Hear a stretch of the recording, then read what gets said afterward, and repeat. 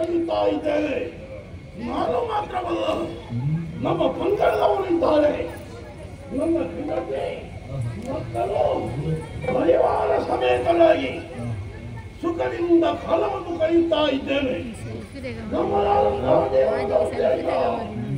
ದೊಡ್ಡ ಉದ್ದೇಶ ಏನಿಲ್ಲ, ಹೊಟ್ಟೆ ತುಂಬಿಸೋದು, ಹಾಗೆ ಹಾಯಾಗಿ ನೀರಲ್ಲಿ ಬಿದ್ದುಕೊಳ್ಳುವುದು.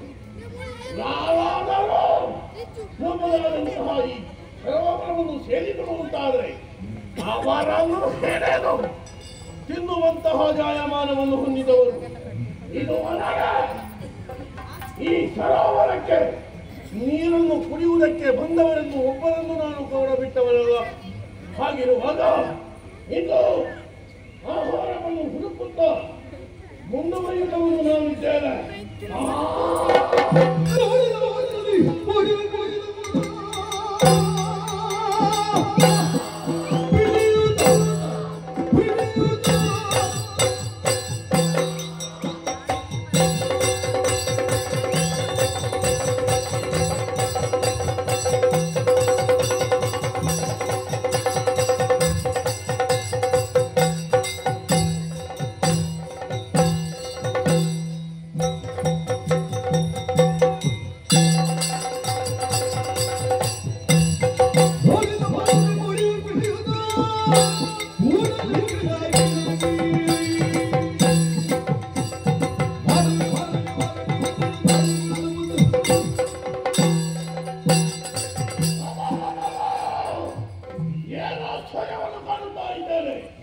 ಈ ಪದ್ಮ ಸರೋವರವೆಂಬುದು ತಂಪಾಗಿ ತಂಪು ತುಂಬಿರುವಂತಹ ನೀರು. ಈ ಸರೋವರವೇ ಯಾರಿಗಾದರೂ ಒಂದು ಜನಕ್ಕಿಗೆ ಆಡುವ ಮನಸ್ಸನ್ನು ತೃಪ್ತಿಗೊಳಿಸುವ ಎಂಬಂತಹ ಹಂಬಲು ಸ್ವಾಭಾವಿಕವಾಗಿ ಬಂದೇ ಬರುತ್ತದೆ. ಆದರೆ ನನ್ನ ಇಳವನ್ನು ಸರಿಯಾಗಿ ತಿಳಿದವರು ಯಾರು ಕೂಡ ಬರುವುದಿಲ್ಲ. ಆದರೆ ನೋಡಿದರೆ ನಮ್ಮದಾದಂತಹ ಈ ಸರೋವರದ ನೀರೆಲ್ಲವೂ ಕೂಡ ಅಲ್ಲೋಲ ಕಲ್ಲೋಲವಾಗುತ್ತಾ ಇದೆ. ನೀರಿನ ಬಣ್ಣ ಬದಲಾಗಿದೆ, ನೀರು ಕದಲಿ ಹೋಗಿದೆ. ಈ ರೀತಿಯಲ್ಲಿ ನೀರು ಕೆಡಬೇಕು ಅಂತ ಇದ್ರೆ ಯಾರು ಬಂದಿದ್ದಾರೆ ಎಂಬುದು ಸ್ಪಷ್ಟ. ಯಾರೆಂಬುದು ನೋಡಬೇಕು.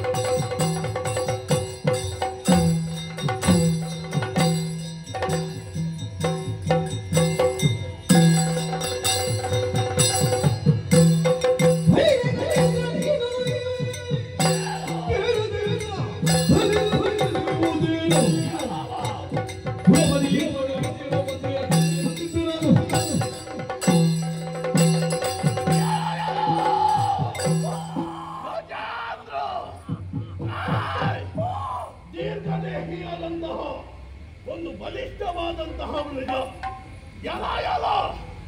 ಏನು ಮಾಡಿದೆ ನೀನು? ನನ್ನ ಅನುಮತಿ ಇಲ್ಲದೆ ಈ ಸರೋವರಕ್ಕೆ ಇದೆ. ಅದು ನೀನು ಮಾಡಿದ ಒಂದರೆ ತಪ್ಪು. ಮಾತ್ರವಲ್ಲ, ಸ್ವಚ್ಛಂದವಾಗಿ ಹರಿಯುತ್ತಿದ್ದಂತಹ ನದಿ ಅದನ್ನು ಹಾಳುಗಡಗಿದೆ. ಅದು ಎರಡನೇ ತಪ್ಪು. ಮೂರನೇ ತಪ್ಪನ್ನು ನಾನು ಮಾಡ್ತೇನೆ. ಪರಿವಾರ ಸಮೇತನಾಗಿ ನೀನು ಇಲ್ಲಿ ಸೇರಿದ್ದಿ. ಒಬ್ಬರಲ್ಲ ಇಬ್ಬರಲ್ಲ, ಅನೇಕ ನಿನ್ನ ಪಂಗಡವನ್ನೇ ಸೇರಿಸಿಕೊಂಡಿದ್ದೆ. ಬಿಡಲಾರೆ. ಮೂರನೇ ತಪ್ಪು ನಿನ್ನನ್ನು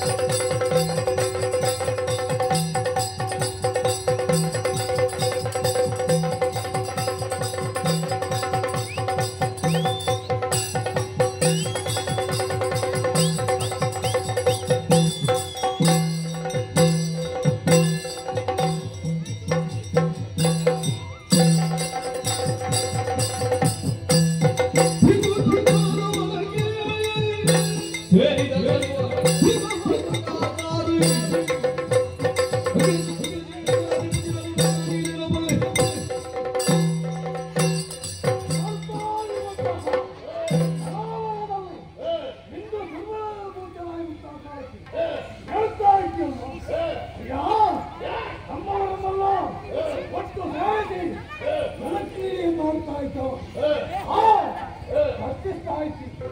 ಈ ಸರೋವರ ಎಂಬುದು ದೇವರವರ ಪ್ರಸಾದ ಹೇಳುವುದಕ್ಕಾಗಿ ಬಂದ್ರೆ ನಮ್ಮದಾಗಿರುವಂತಹ ಕಾಲಿನಿಂದ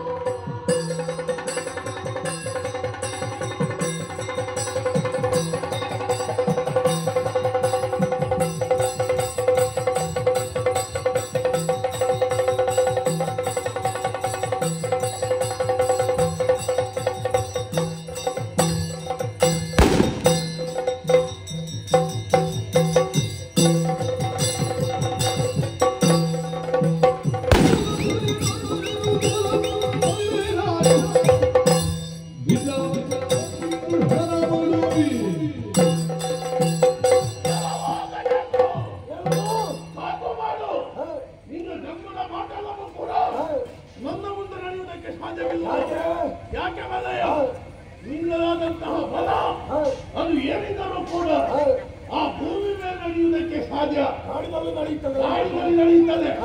ಆದ್ರೆ ಈ ಭೂಮಿಯಲ್ಲಿ ಹರಿಯುವಂತಹ ನೀರು ಅದರಲ್ಲಿ ಮದದಿಂದ ಬೆರೆಯುವವರು ನಾವುಗಳು. ನೀರಿನಲ್ಲಿ ಬಲ ಅಧಿಕ ನಮಗೆ, ನಿನಗೆ ನೀರಿನಲ್ಲಿ ಬಲ ಇಲ್ಲ.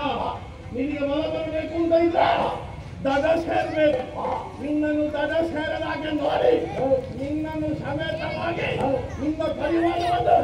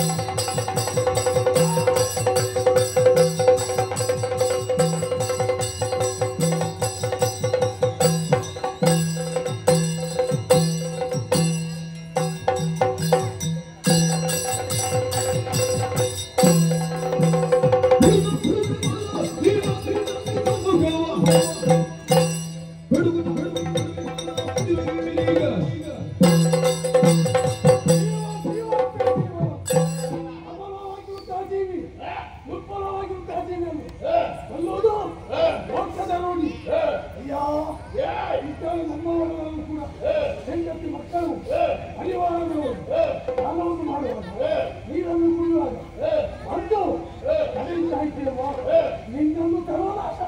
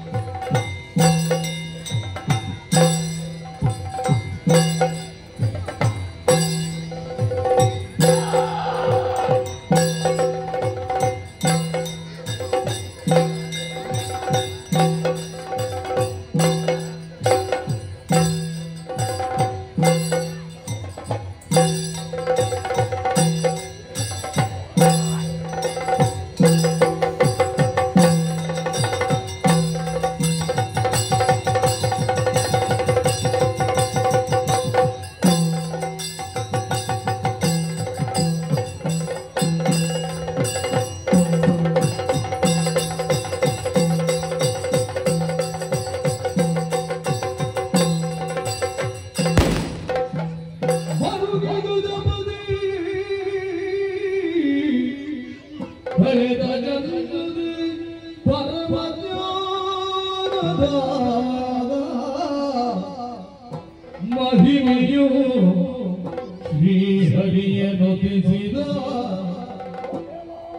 ಸರ್ವ ವಿಷಯಾಂತರವ ಮರೆಯುತ್ತ ಸರ್ವ ಕಾರಣಕರ್ತ ಶ್ರೀವರ ಸ್ಮರಪಿದನಿ ಸುರತಿ ಭಕ್ತರ ಕರುಣೆ ಬಂದಿ ಮೃತ್ಯುವಿನ್ಯೋ ಸಲಹೋ ಸಲಹೋ ಸಲಹೋ ಶ್ರೀಹರಿ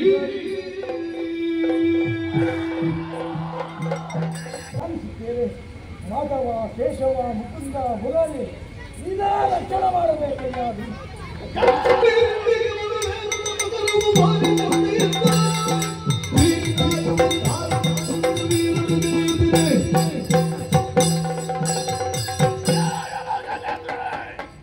ಮೊದಲಿಂದ ಮುಂದುವರಿದೆ. ಪರಿಣಾಮ ಏನಾಯಿತು ಗೊತ್ತಂತ? ನೀನು ನನ್ನ ಬಲೆಗೆ ಸಿಲುಕಿದೆ. ಏನು ನಿನ್ನ ಪರಿವಾರವ ನೀನು ನನ್ನ ಬಲೆಗೆ ಸಿಕ್ಕಿದ ಕಾಲಕ್ಕೆ ಎಲ್ಲರೂ ಓಡುತ್ತಾ ಇದ್ದಾರೆ, ಯಾರು ಬರುತ್ತಾ ಇಲ್ಲ. ದೂರದಿಂದ ಎಲ್ಲ ನಿಂತು ನೋಡ್ತಾ ಇದ್ದಾರೆ. ಇನ್ನು ದೇವರನ್ನು ಕರೀತ್ಯ, ಯಾರು ಬರುವುದಕ್ಕಿದ್ದಾರೆ. ನಿನ್ನ ಕಾಲನ್ನು ಕಟ್ಟುತ್ತಾ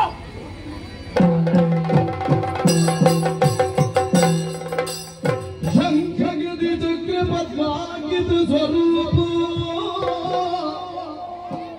ಸ್ವರೂಪನನು ಕಂಡ ಮುದದೊಳಗೆ ಸಲಗೋ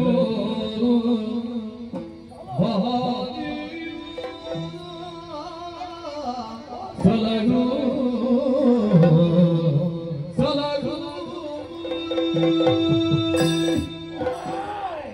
ನೋವು ಸಹಿಸುವುದಕ್ಕಾಗುವುದಿಲ್ಲ. ಕಾಲನ್ನ ಹಿಡಿದು ಆಳ ಪ್ರದೇಶಕ್ಕೆ ಹೋಗ್ತಾ ಇದ್ದೇನೆ. ಇದ್ದಾರೆ ನಮ್ಮವರಿದ್ದಾರೆ ಎಂಬುದಾಗಿ ಈ ನೋವನ್ನು ಸಹಿಸುವ ಸಂದರ್ಭದಲ್ಲಿ ನಮ್ಮವರು ಯಾರೂ ಇಲ್ಲ. ಈ ಕಾಲಕ್ಕೆ ಓರ್ವರಿದ್ದಾರೆ. ನನ್ನ ಪ್ರಾಣವನ್ನೇ ಅವರಿಗೆ ಅರ್ಪಿಸ್ತಾ ಇದ್ದೇನೆ. ಮಾಧವ ಕೇಶವ ಮುಕುಂದರ ಮುರಾರಿ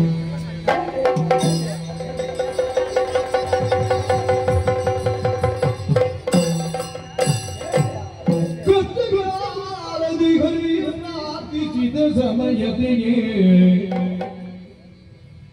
ದಿಟ್ಟ ಕಮಲವು ಸೊನ್ನಿರಲಿ ಪುಷ್ಪವಾಗಿ ದೇವರಿಗಾದ ಅಷ್ಟರಲ್ಲಿ ನಭಗೆತ್ತಿ ಹಿಡಿದ ಲೋಕಗಳು ಭಗವಂತ ನಾರಾಯಣನೇ ನಿನಗೆ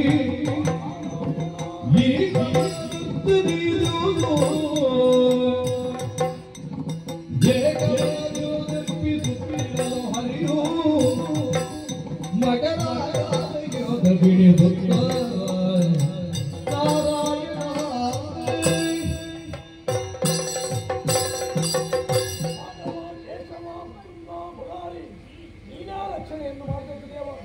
ಈ ಕಾಲದಲ್ಲಿ ಆಗ್ತಾ ಇರುವುದು ಹೊರ ಪ್ರದೇಶದ ಮಧ್ಯೆ ಒಂದು ತಾವರೆ ಅರಳಿ ನಿಂತಿದೆ.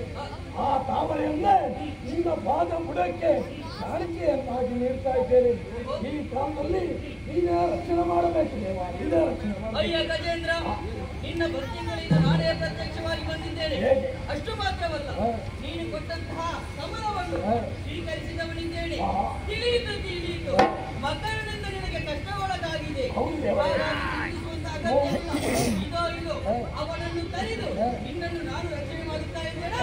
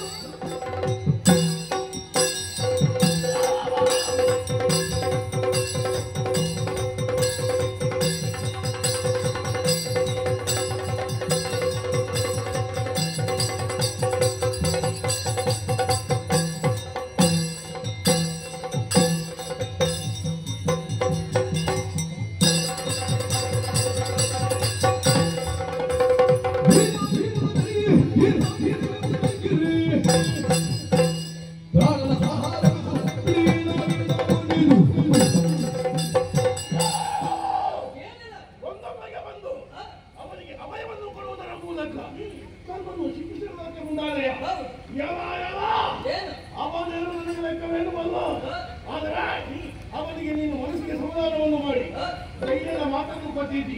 ಆದ್ರೆ ಅದನ್ನು ನಡೆಯುವುದಕ್ಕೆ ಉಂಟಾ? ಈ ಮಕ್ಕಳ ಮುಂದೆ ಯಾವುದು ನಡೆಯುವುದಕ್ಕೆ ಸಾಧ್ಯವಿಲ್ಲ. ಮೊದಲು ನಿನ್ನನ್ನು ತಿಂದು ತೆಗೆಯುತ್ತೇನೆ, ಆಮೇಲೆ ಅವನನ್ನು. ನಾನು ಯಾರಿಗೂ ಗೊತ್ತಿಲ್ಲ ನಿನಗೆ. ಯಾರು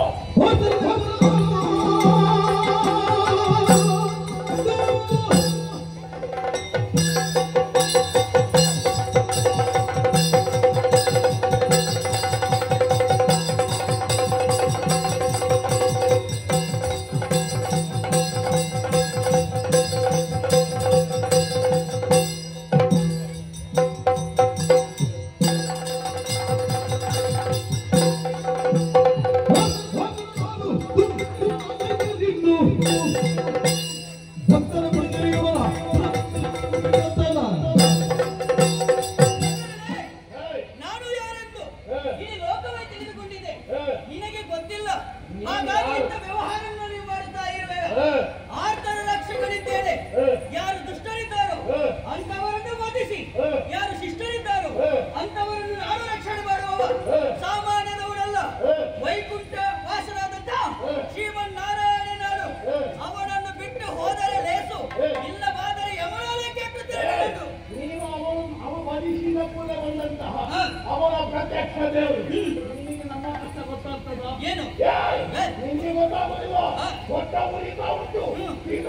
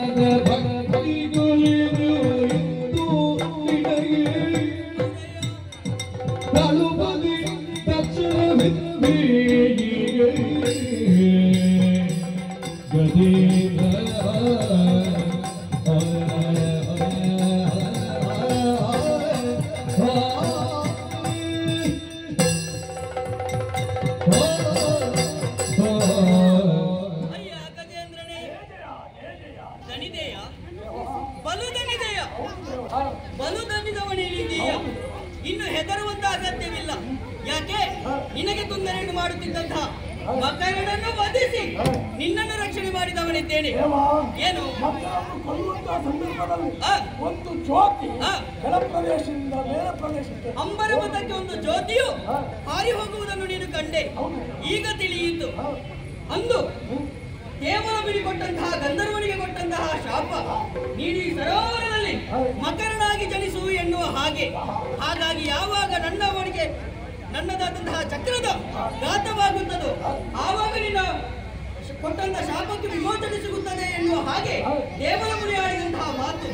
ಈ ಸಂದರ್ಭದಲ್ಲಿ ಮಕರ ನಡುವೆ ಹೋರಾಟ ಮಾಡುತ್ತಾ ಮಾಡುತ್ತಾ ನನ್ನ ಚಕ್ರಘಾತಕ್ಕೆ ಒಳಗಾದಂತಹ ಸಂದರ್ಭ ಜ್ಯೋತಿಯೊಂದು ಅಮ್ಮನ ಪದದಂತ ಹೋಯಿತು. ಹಾಗಾಗಿ ಮಕರನ ಶಾಪ ವಿಮೋಚನೆ ಆಯಿತು ಎನ್ನುವುದಾಗಿ ಅರ್ಥ. ನಿನ್ನನ್ನು ಕಂಡಾಗ ನನಗೆ ಈಗ ಆಲೋಚನೆವಾಗುತ್ತಾ ಉಂಟು. ಏನು? ಪಾಂಡ್ಯ ದೇಶವನ್ನು ಆಡುತ್ತಿದ್ದಂತಹ ಮಹೇಂದ್ರ ನೀನು. ಅಂದು ಅಗಸ್ತ್ಯ ಮುನಿಗಳು ನಿನ್ನನ್ನು ವಿಚಾರಿಸುವುದಕ್ಕಾಗಿ ಬಂದಾಗ ಅವರನ್ನು ತಿರಸ್ಕರಿಸಿದೆ. ಕೋಪಗೊಂಡಂತ ಅವರು ನಿನಗೆ ಶಾಪವನ್ನು ಕೊಟ್ಟರಂತೆ. ನೀನು ಮುಂದಕ್ಕೆ ಭೂಮಿಯಲ್ಲಿ ಗಜೇಂದ್ರನಾಗಿ ಹುಟ್ಟು ನಿನ್ನ ಸಕಲ ಪರಿವಾರವೆಲ್ಲ ಗಜೇಂದ್ರಗಳಾಗಲಿ ಎನ್ನುವ ಹಾಗೆ. ಹಾಗಾಗಿ ಕೊಟ್ಟಂತ ಶಾಪಕ್ಕೆ ವಿಮೋಚನೆಯನ್ನು ಕೂಡ ಅವರೇ ಕೊಟ್ಟವರಿದ್ದಾರೆ. ಯಾವಾಗ ನನ್ನ ದರ್ಶನವಾಗುತ್ತದೋ ಅಂದು ನಿನಗೆ ಕೊಟ್ಟಂತ ಶಾಪ ವಿಮೋಚನೆಗೊಳ್ಳುತ್ತದೆ ಎನ್ನುವ ಹಾಗೆ. ಹಾಗಾಗಿ ನಿನಗೆ ನಾನು ಮೋಕ್ಷವನ್ನು ಇಟ್ಟಿದ್ದೇನೆ. ಅಷ್ಟು ಮಾತ್ರವಲ್ಲ, ನೀನು ಮುಂದಕ್ಕೆ ನಿನ್ನದಾದಂತಹ ಪಾಂಡ್ಯ ದೇಶವನ್ನು ಸೇರಿಕೊ. ನಿನ್ನದಾದಂತಹ ರಾಜ್ಯಭಾರವನ್ನು ಮಾಡು. ನೀನು ಏನೆಲ್ಲ ಕನಸುಗಳನ್ನು ಕಟ್ಟಿಕೊಂಡಿದ್ದೀಯೋ ಅದನ್ನೆಲ್ಲ ನಾನು ಈಡೇರಿಸುವವನಿದ್ದೇನೆ. ಹಾಗಾಗಿ ಇನ್ನು ತಡ ಮಾಡುವುದು ಸರಿಯಲ್ಲ. ಹೋಗು, ನಿನ್ನ ದೇಶಕ್ಕೆ ಸೇರಿಕೋ. ಅಲ್ಲಿರುವಂತಹ ಪ್ರಜಾವರ್ಗದವರನ್ನು ಸುಖ ಸಂರಕ್ಷಿಸು. ನಾನು ನನ್ನದಾದಂತಹ ಲೋಕವನ್ನು ಸೇರುತ್ತೇನೆ. ಶುಭವಾಗಲಿ ನಿನಗೆ.